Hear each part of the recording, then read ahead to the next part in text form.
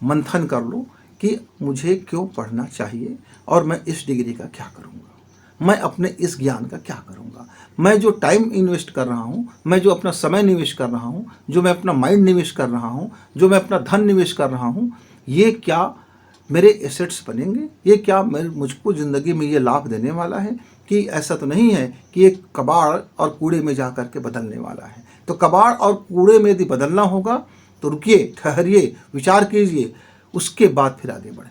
लेकिन आपको लगता है कि आप एक गोल्डन। मित्रों नमस्कार, आप है बसंत गुरु जी के साथ। दुनिया में दो किस्म के लोग होते हैं, या तो वह गलती करके सीखते हैं और नुकसान होने के बाद समझते हैं, और बहुत ज़्यादा क्षति हो जाए जब कोई इसका भरपाई नहीं हो सकता, तब वह भरपाई करने के लिए वह अपने को उद्यम करते हैं, परिश्रम करते हैं।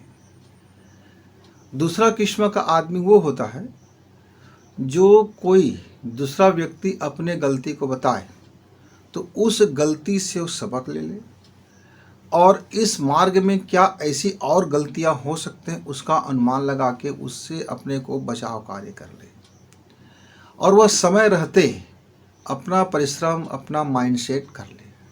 हम उसको सफल व्यक्ति बोलते हैं। और जो दूसरे कैटेगरी के व्यक्ति है, जो दूसरे की गलती से भी नहीं सीखते, वो हमेशा झुंझलाते हैं, चिढ़ते हैं, कुढ़ते हैं, फेलियर रहते हैं, और स्वयं की ज़िंदगी से भी खुश नहीं होता, कभी उसको संतुष्टि नहीं मिलता, बाल बच्चे भी उनको कोसते हैं, पति पत्नी में झिकझिक तनाव बना रहता है, वो कई तरह से उसकी ज़िंदगी में परेशानियां बने रहते हैं। तो आप कौन से कैटेगरी की व्यक्ति बनना चाहते हो मित्र, मैं आपके ऊपर छोड़ता हूँ। मेरा आज का जो संवाद है, मैं अपने जीवन की कुछ गलतियों को बताने जा रहा हूँ। मेरे वह नवयुवक, मेरा वह किशोर जो आज मिडिल क्लास में है या हाई स्कूल में है, या वह किसी विषय को चयन करने के लिए बहुत परेशान है कि वो 11th में आ गया है, जूनियर कॉलेज में आ गया है, अब वह कौन सा सब्जेक्ट चयन करे। या मेरे वह विद्यार्थी जिसने डिग्री ले ली है, अब वह डिप्लोमा या बड़ी बड़ी उच्च विश्वविद्यालय का या महाविद्यालय का अब वह डिग्रीधारी के लिए सोच रहा है, वो कौन सा सब्जेक्ट करे, कौन सी पढ़ाई करे, और इस तमाम के लिए वो जद्दोजहद में लगा हुआ है।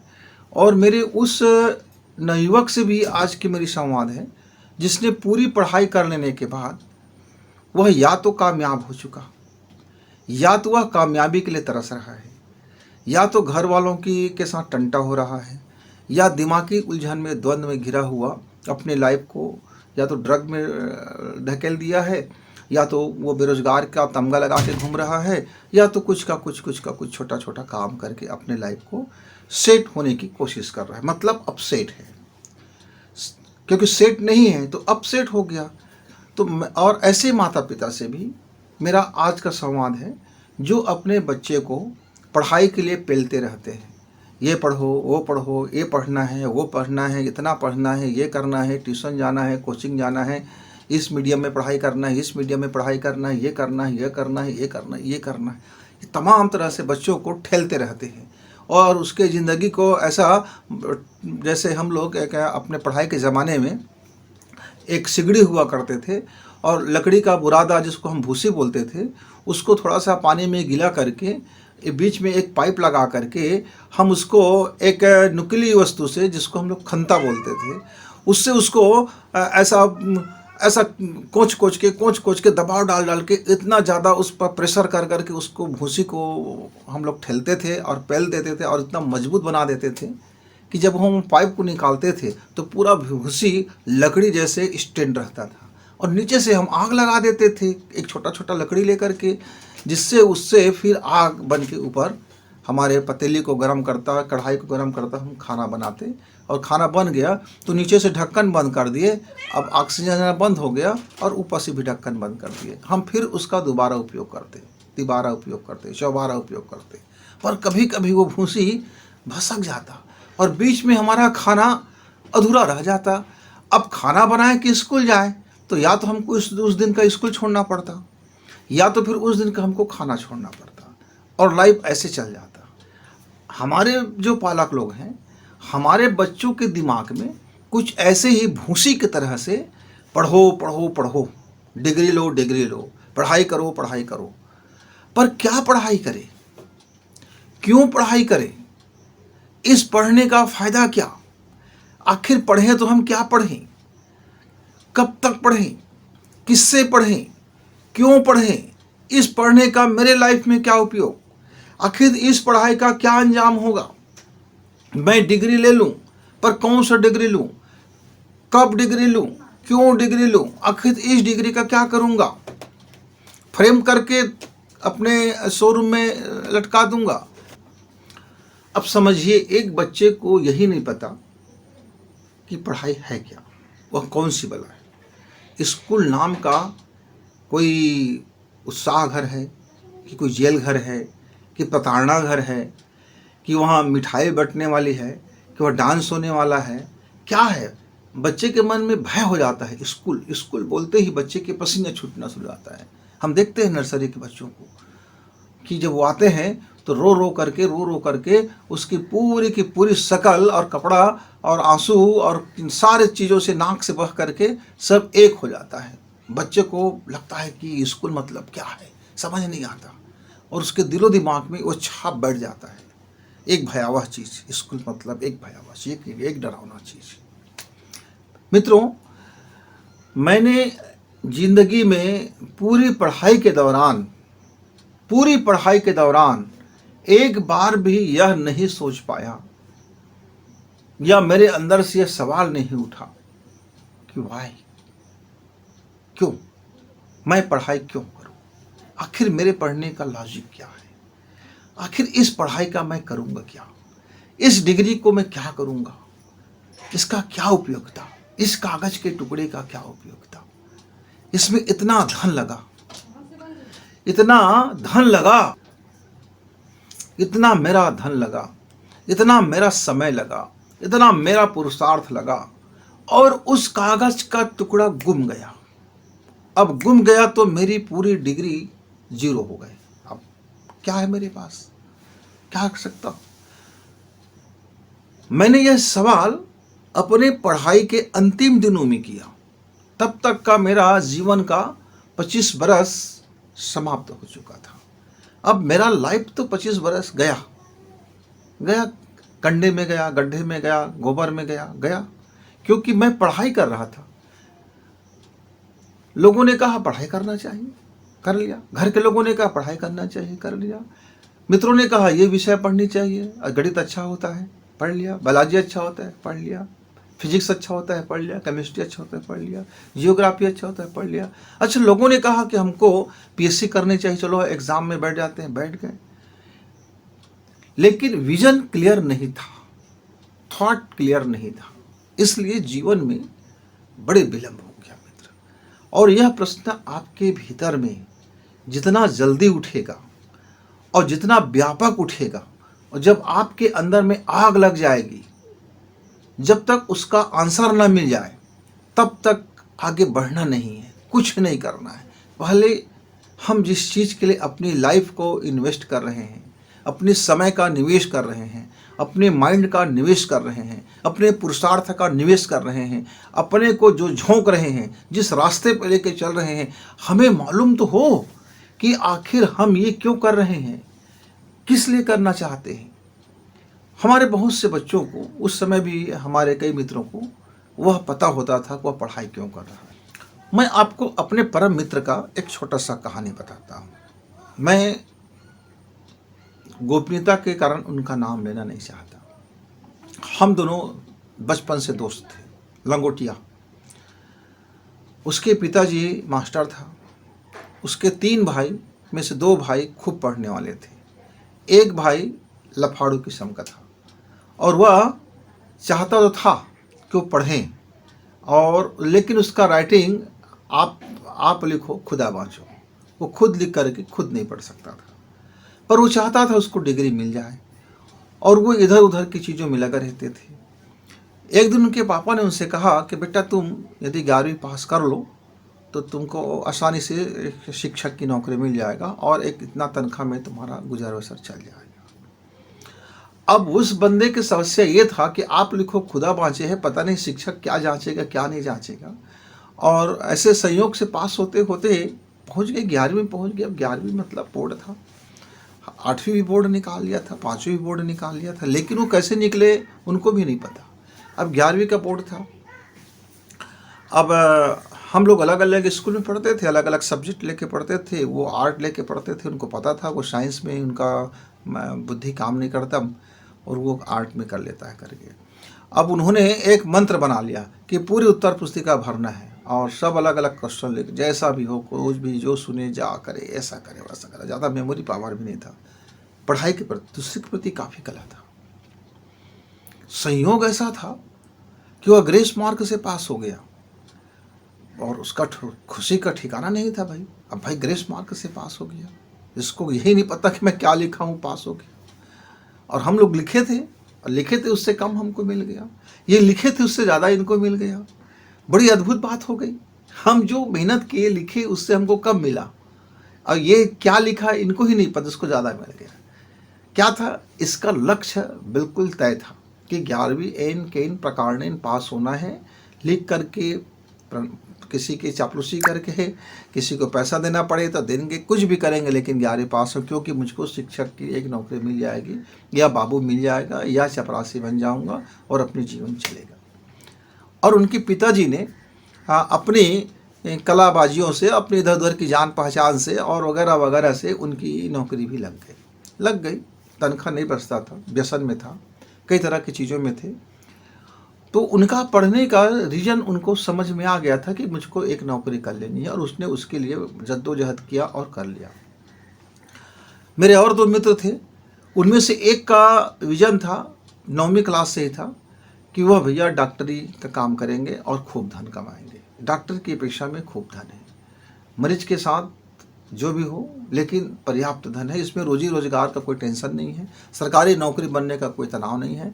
बन जाओ डॉक्टर और मन चाहा अपना धन आपको मिलता रहेगा। उसका मिलता है नहीं मिलता है वो जाने, लेकिन विजन क्लियर था और उन्होंने बायोलॉजी लेकर के आगे बढ़ा और वो बन गया। मेरे एक और मित्र थे, वे गणित में बड़े होशियार थे, पर उनका विजन क्लियर नहीं था कि उसको वैज्ञानिक बनना है, कि उसको इंजीनियर बनना है, कि उसको किसान बनना है, कि उसको MSc करके गणित में कुछ बुक लिखना है, वो क्या करना है। मेरा विजन तो कुछ था ही नहीं, मैं तो केवल पढ़ाई पढ़ रहा था और इसके अलावा मेरे पास कोई सवाल नहीं था। मित्र, एक दिन की बात है, हम उनके घर में बैठे हुए थे, रविवार का समय था और कुछ गपबाजियाँ चल रही थी और कुछ मैथमेटिक्स के सवाल पर हम लोगों का बहस हो रहा था। बड़ी दिलचस्प बहस हो रहा था। उसी बीच में उनके मन में पता नहीं ऐसे क्या बात हुई कि उनके पिताजी जब आए कमरे में तो एकदम धड़धड़ाते हुए पूछा, पिताजी मैं क्यों पढ़ता हूँ, आप मुझे क्यों पढ़ाते हो, मेरा समय बर्बाद करते हो, मेरा धन बर्बाद करते हो, मेरा दिमाग बर्बाद करते हो, मेरा लाइफ को बर्बाद करके रख दिया। मैं पढ़ो पढ़ो पढ़ो पढ़ो, ये पढ़ो वो पढ़ो, ये करो वो करो, ये सारे कागज़ के टुकड़े। या उसके अंदर में इतनी बौखलाहट थी इस पढ़ाई को लेकर के, जो कल तक का ब्रिलियंट बच्चा था आज इतना नफरत से भर गया था कि मुझे भी ताजुब हो गया। कल तक तो इसके दिमाग में था कि खूब पढ़ो, हर सवाल करो, 100% करो। आज इसके अंदर में पता नहीं कौन सी आग लग गई। उसके पिताजी को भी समझ में नहीं आया, चिल्लाने लगी, चीखने लगी, पढ़ो पढ़ो, क्या करूँगा पढ़ के, ये करूँगा वो करूँगा, इंजीनियर बन जाओ, फिर धन कमाओ, फिर ये करो, फिर कलेक्टर बन जाओ तो रिश्वत करो, फिर वो करो, शिक्षक बन जाओ तो 1 घंटा पढ़ाने जाओ, उसके बाद तनख्वाह लो, ये करो, बस इसके लिए मैं ये पढ़ाई कर रहा हूँ, इतना लंब अपनी ज़िंदगी की कीमती क्षण खराब कर रहा हूँ। अरे मेडिटेशन करता, ध्यान करता, प्रभु को स्मरण करता, और मैं तो पढ़ लिया था ना, हो तो गया था। 8वीं तक की पढ़ाई पर्याप्त होता है, 10वीं तक की पढ़ाई पर्याप्त होता है, 11वीं तक की पढ़ाई पर्याप्त होता है, पर्याप्त हो जाता है अक्षर ज्ञान के लिए। लेकिन ये डिग्रियां का मैं क्या करूंगा, मेरा लाइफ पूरी हिचकोले खा रहा है, मेरे समझ में नहीं आ रहा मैं क्या करूं। अब उसके पिताजी ने जितनी भी चीज़ें बताया कि आपको क्यों इंजीनियर बनना चाहिए, खूब पैसा है, उसने उसके एक लकीर में काट दिया, मैं इससे ज़्यादा पैसा कमा सकता हूँ। वह जो भी चीज़ बोलता उसके अगेंस्ट उसके पास जवाब था। क्यों? बुद्धि का ब्रिलियंट था ना, इतने बुद्धि था कि उसके सामने उसके घर के कोई लोग नहीं टिकते थे। मतलब उसके अंदर में हजारों क्वेश्चन और हजारों क्वेश्चन के आंसर आज वह एकदम धड़धड़ाते था, और हम लोग तो हक्के बक्के होकर के हम लोग देख रहे थे। अंत में सब मिलकर के बात यही तय हुआ कि पहले इस मूल बात को जाना जाए कि पढ़ाई क्यों, मुझे क्यों पढ़ना चाहिए, फिर मुझे क्या पढ़ना चाहिए, फिर मैं इस पढ़ाई का करूँगा क्या। ये 3 सवाल हम लोगों का उस दिन में हमारा एजेंडा था। और मित्र, हम साल भर तक इस विषय पर बात करते रहे। आज हम उस पर राजी होते और कल फिर हम लोग उसमें नाराज़गी हो जाते, नहीं हमारा कल का उत्तर सही नहीं था। हम रोज़ स्कूल जाते, रोज़ पढ़ाई करते, अपने काम में लगे हुए थे, लेकिन रोज़ हमारा आधा घंटा इस विषय पर बहस पे चला जाता था। हम लोग बोर्ड क्लास निकाल लिए, अब कॉलेज में चले गए। कॉलेज में गए तो अलग अलग दोस्त अलग अलग कॉलेज में पहुंच गए, अलग अलग यूनिवर्सिटी में पहुंच गए, और हर किसी ने अपना अपना कुछ रास्ता चुना, अपने अपने लिए डिग्री बनाया, और वह अपने अपने हिसाब से कुछ कुछ बनते गए। लेकिन हम लोगों का जब भी मुलाकात होता ग्रीष्मावकाश में, तो यह बात फिर उठता कि आप यह नौकरी करके क्या कर रहे हो, आपके पास क्या इतनी योग्यता थी, क्या आपने ये इतना ही कर सकते थे, आपका एनर्जी का क्या हुआ, आपका सोच का क्या हुआ, आपका ड्रीम का क्या हुआ, आप आखिर आपके दिलो दिमाग में क्या हावी है। आप इधर से कमा रहे हो, उधर से कमा रहे हो, लेकिन संतोष नहीं है आपको, अपने आप जिस काम में लगे हो उस काम में रुचि नहीं है। एक मेरा मित्र था उनमें से, उसने कहा कि मेरा एक ड्रीम था कि करोड़ रुपए कमाना हो, और उन्होंने बिजनेस स्कूल ज्वाइन किया।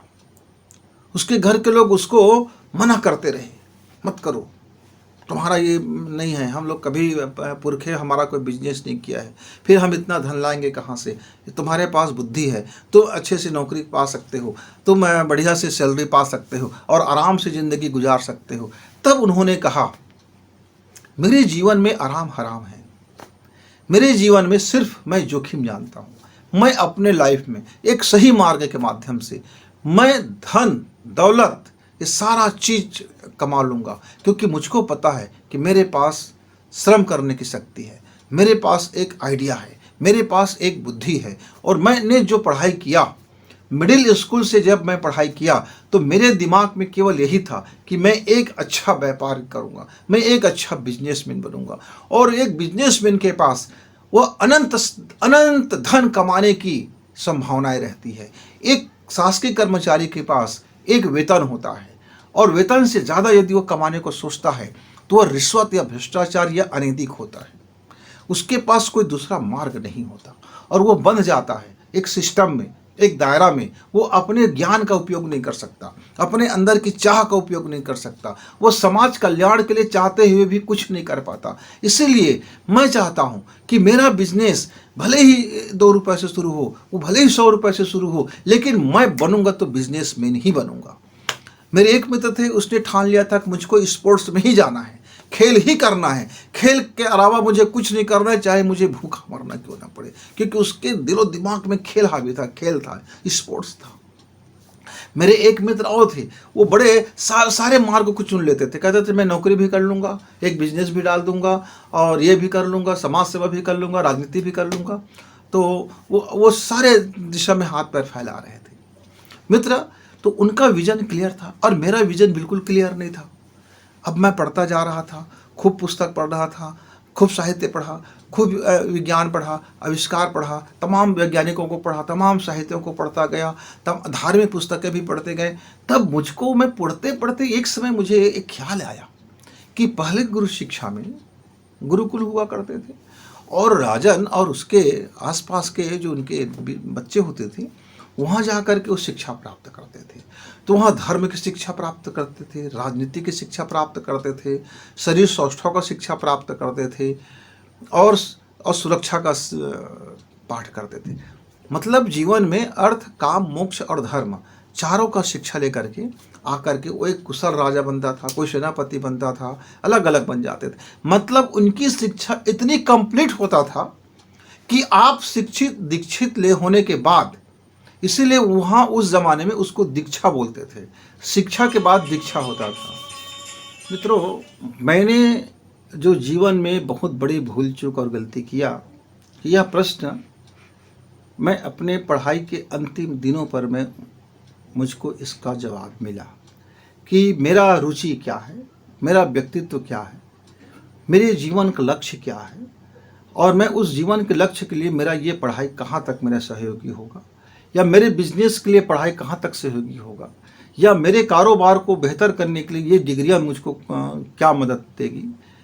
तमाम चीज़ों को समझने के बाद फिर मैंने अपनी पढ़ाई, अब अधूरा तो छोड़ना नहीं चाहता था, पढ़ाई पूरी की, लेकिन उसके बाद मैंने अपने जीवन का डिसीजन लेना शुरू किया और अपने लाइफ को सिर्फ अपने डिसीजन से, अपने चुनौती को स्वीकार करते हुए अपने चुने हुए मार्ग पर मैंने आगे बढ़ा।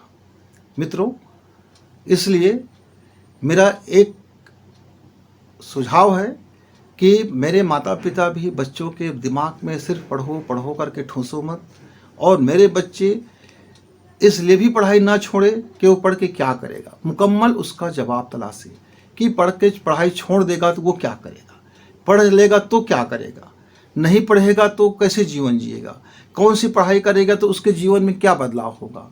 तमाम तरह के पहले प्रश्नों से उसको जूझना चाहिए, अपना रास्ता उसे खुद निकालना चाहिए, अपना डिग्री उसे खुद निकालना चाहिए, अपने मार्ग उसको खुद चयन करना चाहिए। लेकिन उसके पहले सोशल अध्ययन जरूर कर ले, समाज की परिस्थिति की, आज का विज्ञान का, आज का समाज का, आज का सरकार की, आज की सरकारी जॉब का, आज के जीवन का, तमाम चीज़ों को एक बार वह अपने दिलो दिमाग से यदि सोच ले, फिर उसके सब्जेक्ट का चयन करे। ये मुसीबत आती है हमारे 11th क्लास के बच्चों के सामने। वो 10th तक जो गवर्नमेंट का बनी बुनाई कोर्स है उसे पढ़ते रहते हैं, चाहे वो CBSE पढ़े चाहे स्टेट लेवल का पढ़े। समस्या एक जैसे है कि वह पढ़ाई क्यों करता है इसको नहीं जानता, उसको डिग्री क्यों चाहिए यह भी वो नहीं जानता। जो भी जानते हैं आधे अधूरे।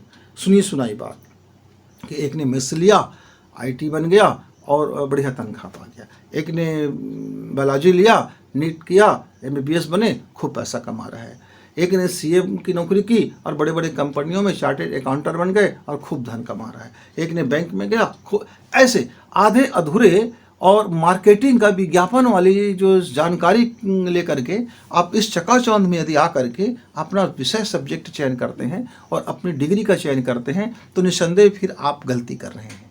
इसलिए चकाचौंध से बचिए, फर्जी लोगों के विज्ञापन से बचिए, लोगों की बाहरी तामझाम से बचिए। आप शिद्दत से खुद से यह प्रश्न करें कि मैं पढ़ाई क्यों करूं, मैं पढ़ाई नहीं करूं तो फिर मैं पढ़ाई क्यों नहीं करूं, और पढ़ाई नहीं करूंगा तो फिर मैं क्या करूंगा, अच्छा मैं पढ़ के भी क्या करूंगा। तमाम चीज़ों को एक बार यदि आप वानगी से घर में बैठ करके माता पिता और बच्ची मिल करके एक कंप्लीट डिसाइड कर ले और फिर जीवन में उस मार्ग को चुन ले जहां उसको लगता है कि हाँ ये डिग्री ज़रूरत है या डिग्री की ज़रूरत नहीं है। तो मैं आपको बता रहा था, मेरा वो बिजनेस पार्टनर में जो मेरे मित्र थे उसने डिसाइड किया था वो बिजनेस करेगा, और उसके घर में बहुत कम पूंजी था मित्र, बहुत मध्यम वर्ग के परिवार के थे, लेकिन उन्होंने उस बिजनेस के माइंड के कारण उसने जो निवेश की जो क्षमता था, उसके बुद्धि का जो तार्किक क्षमता था और लॉजिक क्षमता और साथ में प्रैक्टिकल क्षमता, उन्होंने पढ़ाई के दौरान ही अपने आप को इतना तैयार कर लिया कि वह स्टार्टअप शुरू कर दिया पढ़ते पढ़ते छोटे छोटे चीज़ों से, और वह अपने लाइफ को एक बिजनेसमैन के रूप में बदल लिया। यद्यपि वो पढ़ाई भी कर रहे थे, उसी बिजनेस स्कूल में जा कर के कर्ज लेकर के पढ़ाई किया और उसने अपने कर्ज को सबसे पहले छूट लिया, फिर अपना एक बिजनेस शुरू किया। वह बिजनेस उसका घाटे में रहा, उसको उसने बंद कर दिया। बंद करने का जब निर्णय लिया तब हम दोनों बैठे और कहा कि मुझको ऐसा लग रहा है कि मेरा ये बिजनेस भविष्य में मुझको दौलतमंद नहीं बनाएगा, समृद्धशाली नहीं बनाएगा, मैं चाहता हूँ इसको बंद कर दूँ। तो मैंने कहा इसको आप बेच दो, बंद करने से अच्छा है कि बेच दो, जो 2-4 पैसा आएगा आपका सेकंड बिजनेस में काम आएगा। और इस तरह से उन्होंने 2-3 बिजनेस को स्टार्ट किया और बेचते गए। फिर चौथा बिजनेस जो उसने शुरू किया उसमें फिर वह दौलतमंद और अमीर बनते हुए चले गए मित्र। तो उसका चूँकि रास्ता क्लियर था, पढ़ाई क्यों। फिर मैंने भी सोचा कि इस पढ़ाई का मैं क्या उपयोग करूँगा, मैं अपने ज्ञान का क्या उपयोग करूँगा, मैं अपने नॉलेज का क्या उपयोग करूँगा। तो मैंने भी डिसाइड किया और मैंने भी अपना स्टार्टअप शुरू किया और मैं भी अपने कारोबार में किया। मैं भी अपने अलग क्षेत्र का था, मेरा डिज़ाइन अलग था, मेरा सोचने का डिज़ाइन अलग था, मेरे काम करने का डिज़ाइन अलग था, मेरी दिल की चाहतें अलग थी। तो हम दोनों अलग अलग मार्ग में चले, लेकिन दोनों कामयाब बने। उसका कारण ही था कि हमने इस प्रश्न का उत्तर तलाश लिया था कि मुझे क्यों पढ़ना चाहिए। इसलिए बचपन से ही मेरे घर में कभी कभी मेरे घर के लोगों को कहना नहीं पड़ा कि कापी उठाओ, पढ़ाई करो, मैथ्स ये करो, वो करो। कभी हमने ट्यूशन नहीं की, कभी हमने कोचिंग नहीं की, कभी हमने गया ही नहीं, जबकि हम बहुत ज़्यादा पढ़ते थे, बहुत तरह तरह की चीज़ें पढ़ते थे। तो ये अलग बात था कि पढ़ाई क्यों करना है ये उस समय मुझे नहीं पता था, लेकिन फिर भी हम तरह तरह की चीज़ें पढ़ते थे। इसीलिए इस प्रश्न के मूल जड़ तक हमने पहुंच लिया। और जैसे ही हमने मूल जड़ में पहुंचा तो पढ़ाई का जो महत्व है और पढ़ाई की जो अस्तित्व है और पढ़ाई और डिग्री का फिर ये नॉलेज में आ गया और फिर हमने अपना निर्णय कर लिया। मित्रों, तो मेरे जो 9th क्लास के बच्चे हैं, 11th क्लास के बच्चे हैं, कॉलेज के बच्चे हैं, ज़रूर एक बार अपने मंथन कर लो कि मुझे क्यों पढ़ना चाहिए और मैं इस डिग्री का क्या करूँगा, मैं अपने इस ज्ञान का क्या करूँगा, मैं जो टाइम इन्वेस्ट कर रहा हूँ, मैं जो अपना समय निवेश कर रहा हूँ, जो मैं अपना माइंड निवेश कर रहा हूँ, जो मैं अपना धन निवेश कर रहा हूँ, ये क्या मेरे एसेट्स बनेंगे, ये क्या मुझको ज़िंदगी में ये लाभ देने वाला है कि ऐसा तो नहीं है कि ये कबाड़ और कूड़े में जा कर के बदलने वाला है। तो कबाड़ और कूड़े में यदि बदलना होगा तो रुकिए, ठहरिए, विचार कीजिए, उसके बाद फिर आगे बढ़ें। लेकिन आपको लगता है कि आप एक गोल्डन अपॉर्चुनिटी की तरफ आगे बढ़ रहे हैं, आपका यह निवेश आपका लिए बहुत फलदायी हो रहा है, तो फिर आगे बढ़ते रहिए, बढ़ते रहिए, बढ़ते रहिए। रुकना मना है, फिर चले व्यक्ति चलते रहो। मित्र, फिर मिलेंगे, तब तक गुरु जी को विदा। नमस्कार, धन्यवाद।